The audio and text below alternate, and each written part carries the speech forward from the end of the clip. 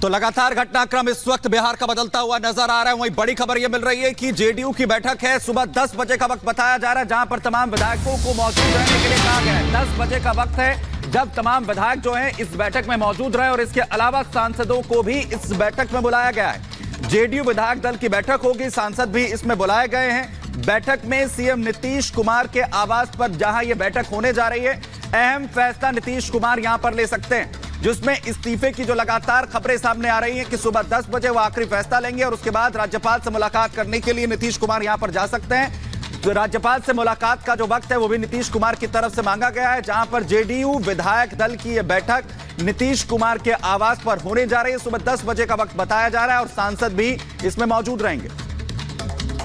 बिल्कुल सुमित, जहां 10 बजे जेडीयू विधायक दल की बैठक होने वाली है, तो वहीं अब बीजेपी की बैठक की भी बात कर लेते हैं, क्योंकि बीजेपी की पार्टी और ये भी समझा जा रहा है कि सीएम नीतीश कुमार इस्तीफा आज अपना दे सकते हैं। राज्यपाल से मुलाकात करके बैठक के बाद इस्तीफा दे सकते हैं। बड़ी खबर फिलहाल सामने आ रही है, बड़ा अपडेट।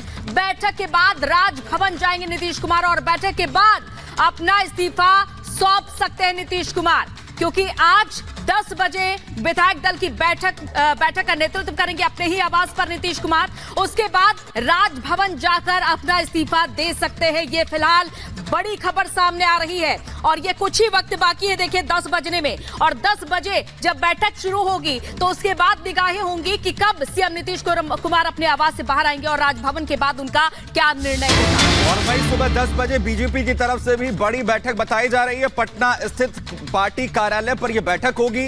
बैठक में विधायक और सांसद भी मौजूद यहां पर रहेंगे।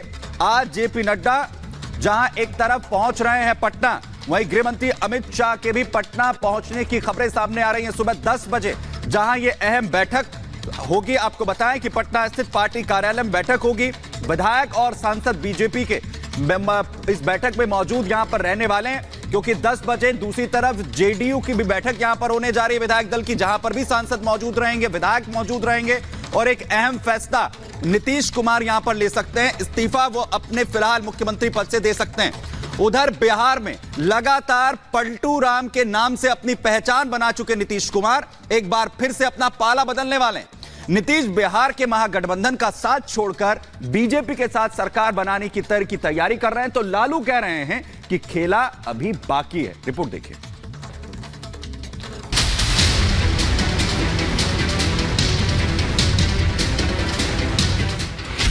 चेहरा वही, सरकार नई।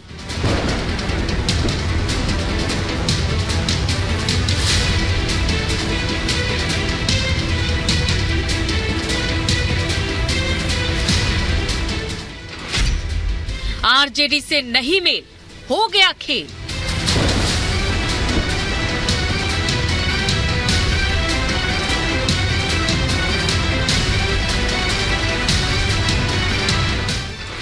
नीतीश जरूरी या फिर मजबूरी?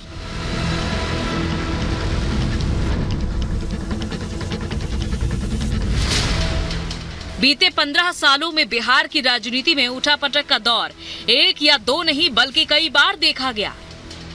कभी बीजेपी तो कभी आरजेडी सत्ता में आई, कभी आरजेडी बड़ी पार्टी बनी तो कभी बीजेपी।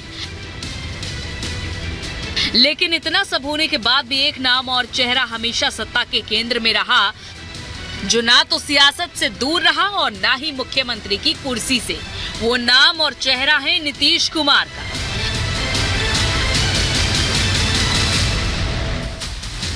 यही वजह है कि नीतीश कुमार के सियासी नाम भी एक दो नहीं बल्कि कई हैं।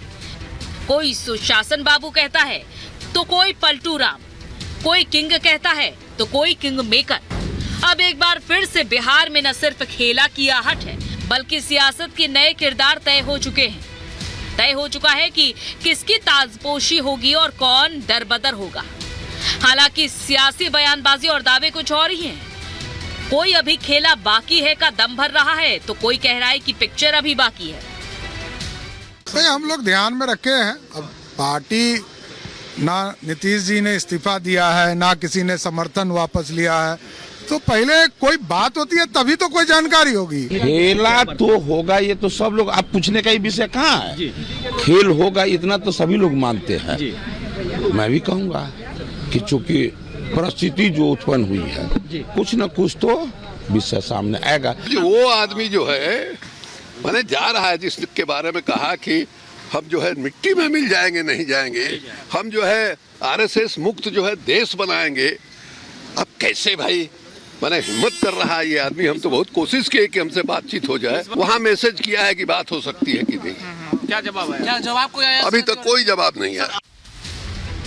बहरहाल बात उन आंकड़ों की जिसकी संभावना सबसे ज्यादा है। खबर है कि पार्टी कार्यकर्ताओं को निराशा न हो, इसके लिए बीजेपी बिहार में भी 2+1 का फॉर्मूला अपना सकती है। नीतीश कुमार सीएम तो सुशील मोदी और रेणु देवी को डिप्टी सीएम बनाया जा सकता है।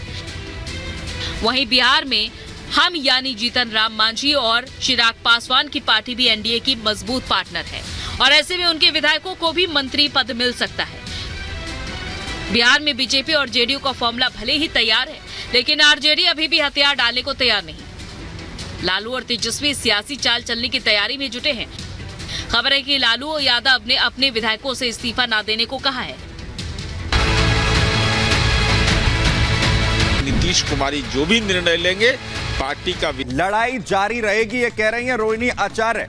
सांप्रदायिक ताकतों के खिलाफ हमारी लड़ाई जारी रहेगी।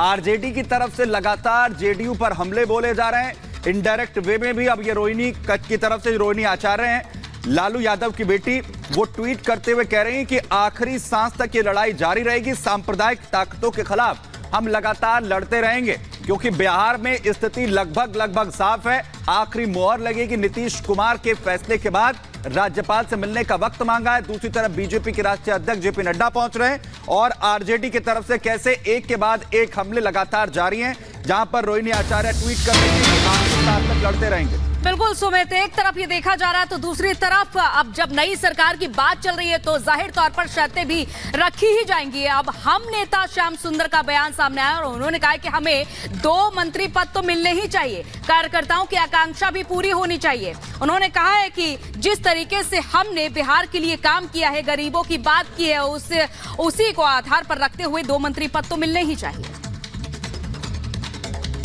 हम पार्टी जिस तरह से गरीब गुरुओं की बात करती है और गरीब गुरुओं के बीच में काम करती है, वैसी परिस्थिति में हम लोगों को भी लगता है कि हमारी पार्टी को भी कम से कम 2 मंत्री तो चाहिए। 2 मंत्री पद अगर रहेगा तो हम जनता को बेहतर सेवा दे सकेंगे और कार्यकर्ताओं की जो एक आकांक्षा है उसकी पूर्ति जरूर होनी चाहिए। हमारे नेता प्रधानमंत्री जी के निर्णय के साथ खड़े हैं, लेकिन हम कार्यकर्ताओं की इच्छा है कि पार्टी को कम से कम 2 मंत्री पद मिलने चाहिए। हम पार्टी जिस तरह से गरीब गुरुओं की बात करती है और गरीब गुरुओं के बीच में काम करती है, वैसी परिस्थिति में हम लोगों को भी लगता है कि हमारी पार्टी को भी कम से कम 2 मंत्री तो चाहिए। 2 मंत्री पद अगर रहेगा तो हम जनता को बेहतर सेवा दे सकेंगे और कार्यकर्ताओं की जो एक आकांक्षा है उसकी पूर्ति जरूर होनी चाहिए। हमारे नेता प्रधानमंत्री जी के निर्णय के साथ खड़े हैं, लेकिन हम कार्यकर्ताओं की इच्छा है कि पार्टी को कम से कम 2 मंत्री पद मिलने चाहिए।